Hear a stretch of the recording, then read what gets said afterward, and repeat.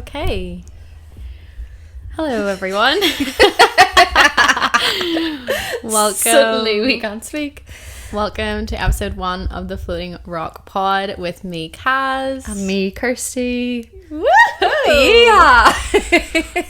So we just thought we'd make episode 1 a little bit of a yap, to be honest. Like a little bit of an introduction as to who we are, why we're starting yet another podcast that the world definitely needs. It does. Because there's not enough people that have bought mics and done this, but...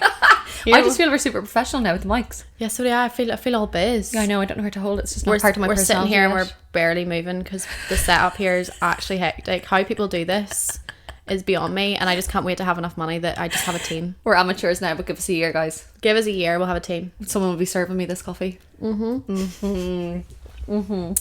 I think we should play a game. Oh. Well, do you know how hard it is when someone says, like, introduce yourself? I cannot remember, like, one single fact about myself. I think you should introduce me and I should introduce you. Oh my god, right. Is that really hard? Oh, yeah. Okay, right. I know this is a fun game. Okay, I'm just not very good with words. Okay, right. Kirstie. Well, are you 31? Yeah. You're 31, okay. Okay. I can help you. Okay, so Kirstie here is a 31-year-old coach from Kildare. We met in Bali and we clicked instantly and we just feel like we have the same brain. We are one, but we're also very, very different in other ways, which I think is going to benefit the podcast. Yeah. You are chaotic. I often call you a tornado. Like she's saved in my phone as Kirstie Tornado because she's a bit hectic and I'm the complete opposite and it really overwhelms me sometimes. Like you keep me alive. And you nearly kill me. So. Yeah. That's actually that's so fair. It's perfect. Chaotic, free-spirited, really funny.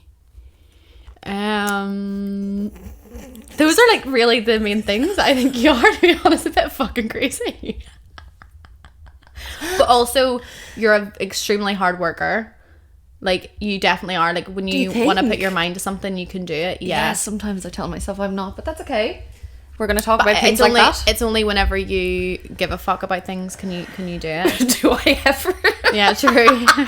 Right, this is going really well. So yeah, I'd say that's you in a nutshell, to be honest. Yeah, that's great. Well, Kaz, aka Cara, who... Does anyone even know that's her real name? I know, don't call me. No. Do you want to call me whatever you want? You've been called worse. So Kaz is Maverick Kaz on Insta. So everyone thinks her last name is Maverick.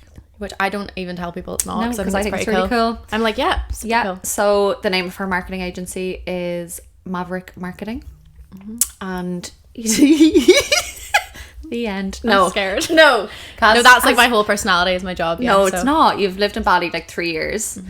And we met there because we're just going to elaborate on this. Kaz actually stalked me on Instagram. So Kirstie loves to tell people. I tell people this all the time and you hate it. I actually don't mind it. I think that... But I feel really wanted. That's why you tell the story. It is, yeah. You're 100%. like, she's a total bitch, but she loves me. She wanted me first. Like, literally slid into the DMs. I slid into her DMs. We literally met and in 5 minutes we were like, we're best friends, and here we are. Yeah.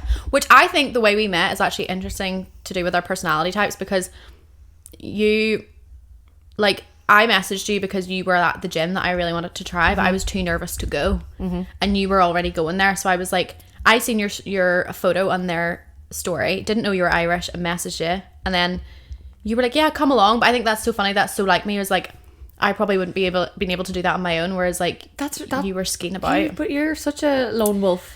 I am, but certain things like that make me really nervous, like class environment. Yeah, class environments. Yeah, I'm a lone wolf on my own, but when it comes to going into like a big group like that, you don't come across like that. But I think it's almost only to do with fitness, you know. I like have this block with fitness. That was one of the things I would have said with you. You're very social. You're very type A. Very. Very type A. You know what you want. Yes. You're a bad bitch. Oh, girl. But then when you really get to know her, like, she's quite soft, actually. I'm actually a marshmallow, yeah. It's all the front. I like the front. The front serves me. It keeps people on their toes, you know. But then the front also isn't, like, I think front sometimes has connotations of, like, fakeness. Like, that genuinely is me. Yeah. Like, I don't try to be anything I'm not, I think. But then you're very much the same. Oh, yeah, I couldn't give a fuck. No. It's really great. So you can see how we're similar, but we're very different. We have very different views on things, but we support each other's different views, I would say. We don't judge When each I ring other you in at my all. chaos, you like encourage it, even though you're like, I would never do that. I could never. I would end my life, but Yeah, you go I for keep it, girl. going. Yeah. But we want to start this. We literally want to start this podcast. Honestly, probably since the womb. You know, we were just looking for that friend to do it with, and then here we are.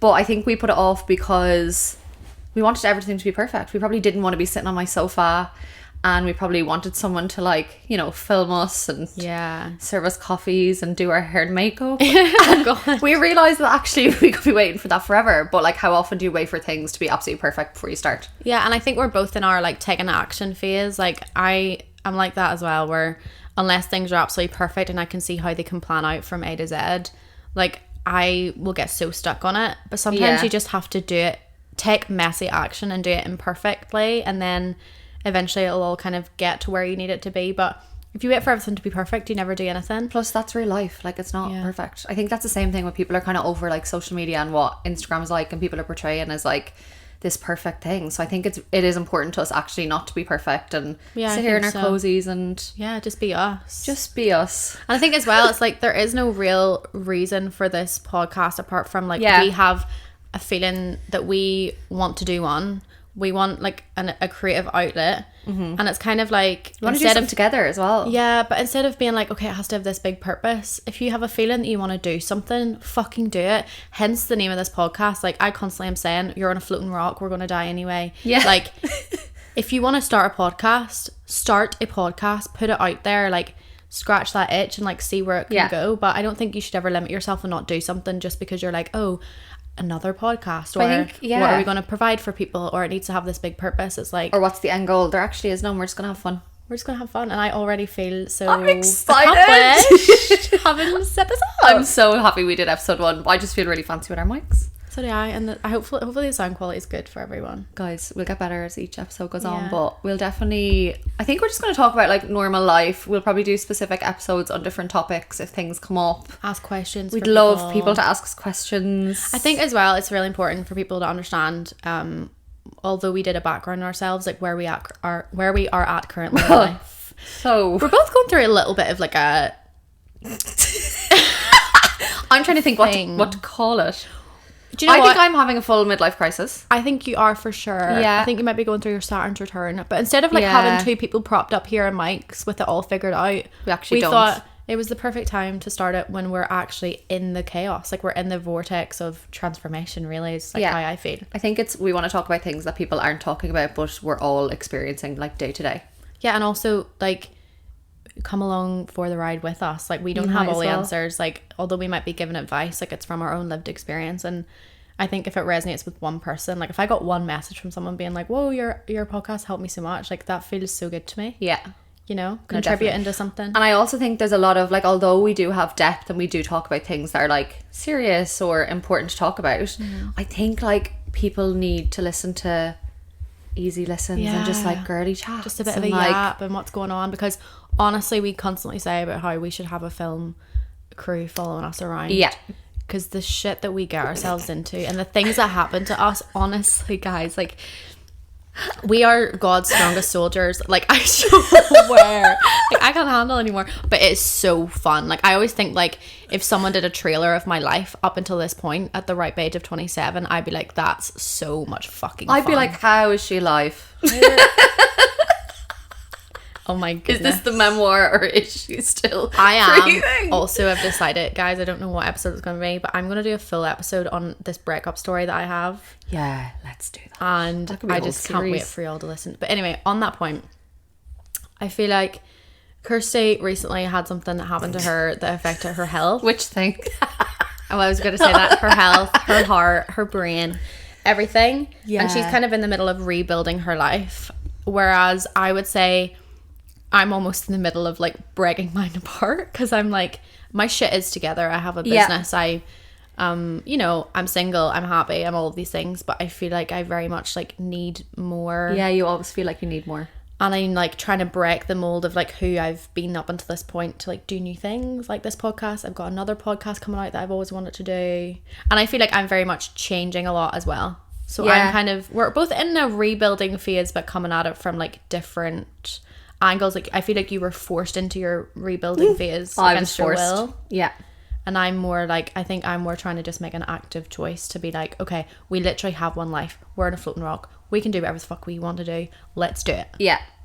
No excuses. I think you're so busy always like prioritizing everyone else in like work, like with your clients, with friends. You're always giving like advice or like, you know, for their business or their marketing or whatever it might be, that you don't do your creative outlets. No, I don't. I get so stuck. Yeah. And that's eating away at me. And I've always said, if you're a creative person and you consume more than you create, you'll always be unhappy. Like, you'll have this ball of like negative energy in you that like will never dissipate. And I'm in the middle of being like, okay, taking full accountability and full control of my life and being like, if I don't make a change and do something, like, it's never going to change. Yeah. But that feels very empowering. It is very scary, but I'm like, I'm getting there. Yeah, it is very scary. Yeah, because it's like, oh, I have full control. Like, I'm making all of these choices for myself. Like, all of this shit is my fault. Yeah. And I also feel like people think you're supposed to have your shit together at this age, like 32 soon. And especially coming home, I feel like, because we've both lived abroad, like, I feel like coming home and seeing your friends around you doing the house and the kids and the marriage is very difficult. Not to go for that because you almost feel like you should. Yeah, I agree. So I'm fighting against that at the moment. Yeah, I would say same. Even though I'm home temporarily, I'm like, still, shit. yeah. And I think I actually had someone very close to me that I love and respect say to me recently, whenever we were talking about me turning 28 in September, they turned around and they said to me, like, you need to get your shit together. And I remember I found that very triggering, because although I don't believe that, because then I said, well, what is my shit together? And they said, well, you know, if you want marriage and kids. And I felt triggered for two ways. I felt like triggered because I have almost like this little thing where I'm thinking, like, should I be focusing on that more? Like, am I making a mistake? Am I going to regret this? But on the other end, I was like, I'm so sick and tired of people having like the fucking measurement of success to be if you have a boyfriend, a fiance, kids, a mortgage, all of this shit before you're 30. Why is 30 like the deadline? Like, it really triggered me, and I turned around and I was like, I've had my shit together, I would say, since I was 17. I have an amazing house in Indonesia. I've built a life for myself. I've had my own business for 5 years. Yeah. I'm in good shape. I look after my health. I have amazing friends. I have an amazing family. What part of that then is me having my shit together, or I am less than? Because people down the road have had a boyfriend since they were 18 or on their third kid. No, honestly, I was just gonna ask you questions. So, you know the way we always say that we're like, we don't want to settle, and like, say for dating or anything really, but let's just say, for example, dating, we're like, we don't want to settle, we deserve more. Yeah. Do you think we'll always think that? No. Do you not? Like, even about life, like, do you think we'll ever be content with everything, or will we always strive to have more? I think. Do you mean we as an us? Yeah. Well, yeah. Or do you mean like collective? Nah, just us. It's all about us. It's all about us. Don't forget it. I don't know. I mean, I would like to think that I will get to a certain stage and be content. But I think it is important to always strive for more in another way, because it keeps you going, it keeps you driven, it keeps you excited about life, it keeps you looking forward. Yeah. But I think that has to come from like an expansive place and not a place of like lack. So I hope that someday, I mean, I already am grateful for what I have and I want more, but I think yes. I think if you're naturally a driven person and you want an extraordinary life and you've always been one to step out of the status quo like we have, you're always going to want more. But yeah, it's just checking yourself and making sure that you're grateful for everything you have in the moment, as well as wanting more. Yeah. But who knows? I mean, I hope so. Like, I hope so. I can't do this for much longer. The roundabout answer is we don't fucking know. We don't know what we're doing. Knows? We don't know what we're doing. But we've just decided our new motto is to have fun. Yeah. Anything that's not giving us fun or making us laugh, we're kind of over. Yeah, because I don't have enough fun. You have so much fun, I feel like. I have too much fun. But that's why you rub off on me. Like, yeah. I have fun, I laugh a lot and I'm good crack, but we have different forms of fun. And I think I can't have fun unless I have like this like check box, like this list of stuff done. Yeah. Whereas I feel like you're very good at actively having fun through the process, and that's what I need to learn. I almost feel like I'm built that I have to earn fun. Yeah, actually that makes sense. I feel like I have to earn it, and when I think I've earned it, I have a ball. But like until that point, you're not going to enjoy it fully. I'm not active. I'm not there. I'm not present. So I think I just need to be a little bit more silly and free spirited. But I haven't always been this way though. So what? I used to be so fucking crazy when I was young. Like I wish. And what changed? Was it having your own business? I think so. Yeah. Like it's more responsibility. I think it was having my. I think, yeah. It's my brain. It took over my brain. Before that, I had so much fun. Yeah. So yeah, but I'm finding myself. I mean, I don't regret it though. Like being that way has got me to this point, and I wouldn't change it for the world. But I think now that I am like hitting my late 20s and my brain's fully developed, I'm like, oh, let's enjoy this a little bit more, girl. No, but I do think the creative outlets will do that for you. Yeah, especially this pod. Especially this pod. We need this pod. Every time we have a conversation, we're like, oh, podcast. Why don't we have our mics right now? Mm-hmm. I feel like we speak such bars. This is going really well. I know. Okay. So the second half of this first episode is us just going to be going through where we're at currently so that we can expand on it. We're kind of world building if you think about reading books. Then from there we're going to build on that different episodes. Yeah, we're trying to set the scene. So Kirstie, I think you should go first. Okay.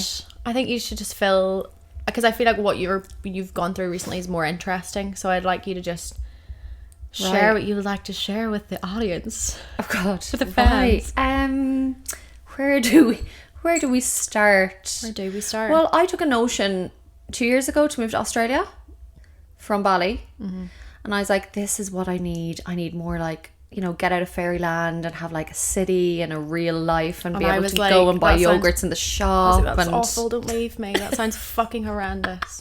But I insisted. You did. And I had a ball for about 3 or 4 months, I would say. Like I had a ball. You did. And then I was like, is this it? I was in Sydney and I was like, how everyone else talks about Australia, and I just couldn't get it. Like I was just like, why? Like business is good. I had a good like part-time job as well, like, and I was just like, why can't I love it? But I just didn't accept it. Continued to try and make it work, and then eventually had to go on my regional work. Oh yeah. We'll get into that another day in full detail, because that is actually a whole experience in itself. Yeah. And honestly, I look back and I'm like, how did I do that? But I went and I was on my own in like a really regional area, and basically ended up getting diagnosed with like PCOS, had issues with my thyroid, like honestly my whole body was shutting down. No, it was, yeah. Like really was. And then the final straw, I thought I was kind of I just thought I had a bad neck for years, but basically I slipped a disc in the gym. So had to fly back to Sydney, was literally in hospital for like 2 weeks, had to get 2 cortisone injections. This is a long story short. Yeah, it really is. Because this was a saga. This went on for months. You'd be here for the day. Like I was on literally 18 tablets a day to try to control the pain and couldn't. And honestly, all I wanted to do is get home to my family. I was just like, what am I going to do? So eventually the injections work, and then obviously I had to treat myself to a holiday in Bali to see Cass. So your health stabilized a little bit, which was good. So you were like, on the way home, I need to go to Bali. I was like, I need to go for my brain, because my mental health was not. I was traumatized. And our whole like kind of like Bali for us, I mean, I never left Bali, so like I still live there, but it very much is like a safe space in terms of our friends, and well, I call them my family now, but like literally. Our friends out there are the fucking best. Yeah. Like, I don't know how I would, like, they are home to me. Yeah. So the minute I landed, I felt my whole body relax. Yeah. Like the tension just dropped out of my shoulders, and I honestly was like, thank the Lord. Yeah. Like honestly. And then we had a lovely 2 months. Yeah, you moved in with me. Yeah. Nearly killed you multiple times because you're so fucking messy. Yes, I am. And it's really overwhelming, but we got through it. We got through it. And then came home. I said, I really want to see my family. I'll come home for 3 or 4 months. Long story short, the disc slipped again in January. 6 weeks later, 2 months later, I got an appointment with a specialist. And basically my choice was deal with this every so often and it will happen, or get your disc removed. So spinal surgery it was. That was it. Spinal surgery. Out we go. So a month later, got the disc out, and I'm 3 months post-op this week actually. And you're feeling great. Guys, I'm thriving. We should actually do a full, like a podcast on that for people going out there with the same injury, because that was a really scary period, and the fact that you feel as good as you do now. No, honestly, because I actually really tried to find things on like TikTok and like didn't know where to go to kind of find information about it, and it wasn't really spoken And that about. was like a life-changing... It was. Obviously, it's as in we thought at that time it was life-changing forever, as in terms that you were going to have chronic pain forever. Yeah. And that's enough to honestly make someone not want to be here anymore. Yeah, my head fell off. Yeah. My head falls off regularly, but this time it fell off for a very long period of time. But I just think I honestly couldn't get myself out of the hole. When it's your health, though, like, I'm sorry, like, emotional pain and stuff is so hard, or if you're going through grief, and all of these things are such difficult things. But honestly, the cliche saying of your health is your wealth is said so much for a reason. If you're dealing with something that is affecting your health, something that you especially think is going to be forever, that's like, whether it's an autoimmune disease or whether it's chronic pain or something that's untreatable, that's scary shit. And it's really hard. Like, honestly, I'm just going to have a little rant here. Okay. To be like, everything happens for a reason, because does it though? Like, do shit things just happen sometimes? And can we stop having toxic positivity sometimes? Like, I think deep down I'm like, okay, there is a bigger picture here. Yeah. But is there? Is there though? Was that really necessary? Because when I say everything fell around, around me, like, fell apart. It did. Everything. And I think, like, my faith is that everything's happening exactly how it's supposed to, not that everything happens for a reason. Like, Okay, you know, yeah. so if you're like, okay, this is happening, it's all panning out how it's supposed to. But I think you had things happening you back to back that eventually became... Eventually I started to laugh. No, I remember you ringing me one time and you saying... No, I remember you being like, oh, you know, like, oh, I'm feeling sorry for myself. I'm just going to feel sorry for myself for a second. And I was like... But you, like, reacting to these scenarios and you having a really shit time, yeah, you're entitled to feel sorry for yourself. Like, again, you talk about toxic positivity. It's like, it's okay sometimes to look at your life and be like, this is fucking shit. Yeah. This is really hard. I also think I wasted so much time, like, giving out to myself in my head about not being positive, that I wasted the time that I just needed to, like, be sad. Yeah. And then it almost delayed me being happy again. Does that make sense? No, I know. But that's, again, cliche saying, feel your feelings. Like, if you just I feel how you feel. No, I didn't allow it for a while. And then I got to the point where I was so numb because I had blocked so much out that I feel like, yeah, it was hard to, like, get them back. But 3 months post-surgery, things are looking up. And that's been my last year, really. Yeah. But we've really exciting rest of the year to come, so that's good. Yeah, but that was a really shit time. A really shit time, and I feel like you went through it too. Like, how many times did I ring you from the farm crying my little bulbs out?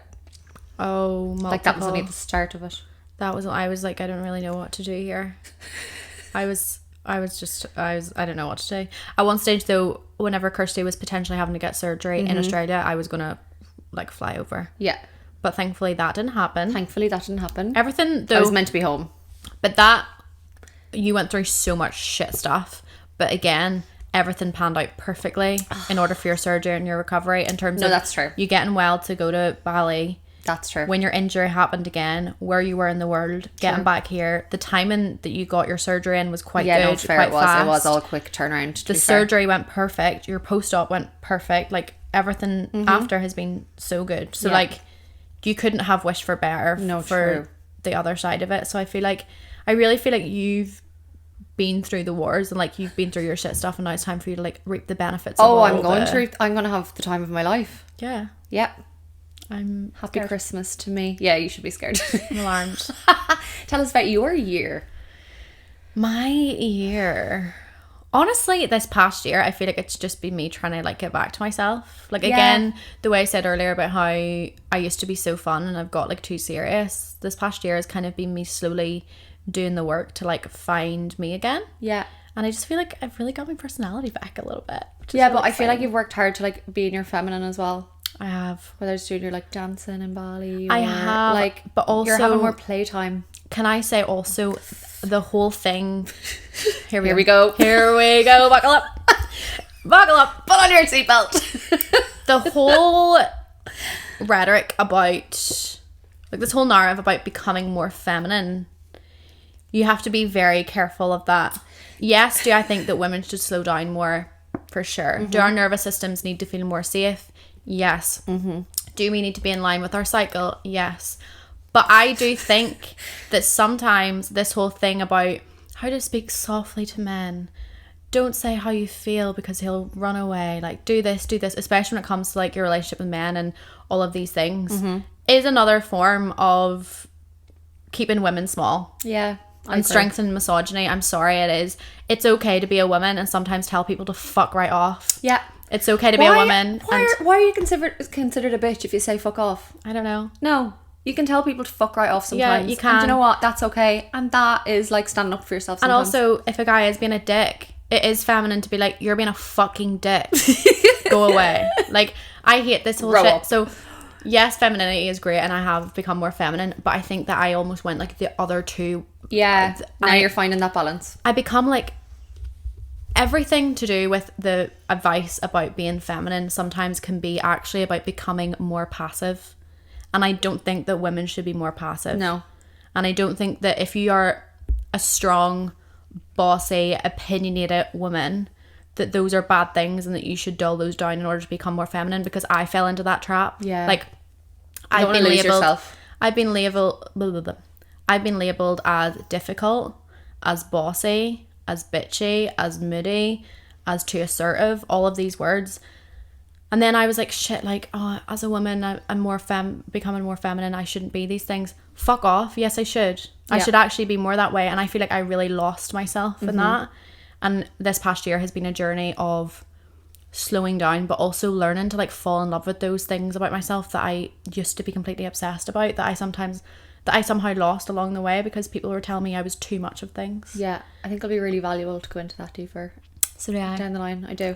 So I'm feeling more myself. I'm feeling more empowered. I'm feeling, yeah, like all those things. I've just got back to myself. We said 2025 is going to be our year. We had a bit of a shit show start, but I can tell you this second half is going to be great, and that's why it's so exciting to take the podcast along for the ride. Absolutely. Abso-fucking-lutely. Yeah, it's going to be great.